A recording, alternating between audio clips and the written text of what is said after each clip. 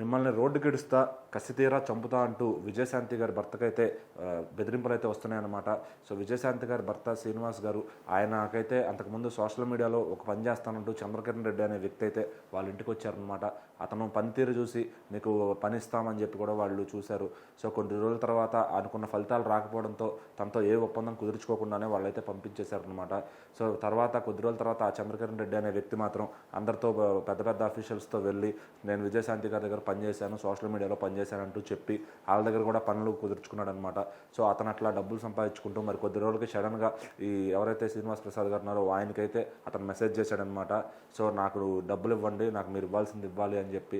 So అయితే ఇంటికి రా మాట్లాడదామని ఆయన చెప్తే అతను రాకుండా పోగా అతనికైతే బెదిరింపు కాల్స్ అయితే చేశాడంట, మెసేజెస్ కూడా పెట్టాడంట. ఈ విధంగా అంటే మీ బ్రతుకు రోడ్డుకి ఏడుస్తాను, మిమ్మల్ని అయితే కసితీరా చంపుతానని చెప్పి ఆ చంద్రకిరణ్ రెడ్డి అనే వ్యక్తి అయితే బెదిరింపులు చేశాడనమాట.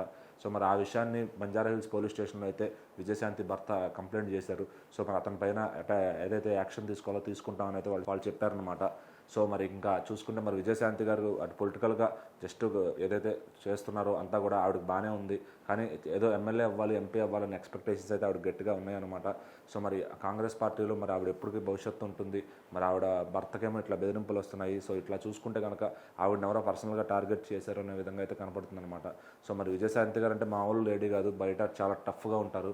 సో మరి అలాంటి వ్యక్తికి భర్తకే ఇంత ఇదిగా చేస్తున్నారు అంటే మరి ఆ వ్యక్తిని ఖచ్చితంగా పోలీసులు అదుపులోకి తీసుకోవాలని చెప్పి అటు కాంగ్రెస్ నేతలు ఆవిడ ఫ్యాన్స్ అందరూ కూడా సోషల్ మీడియాలో చెప్తున్నారనమాట.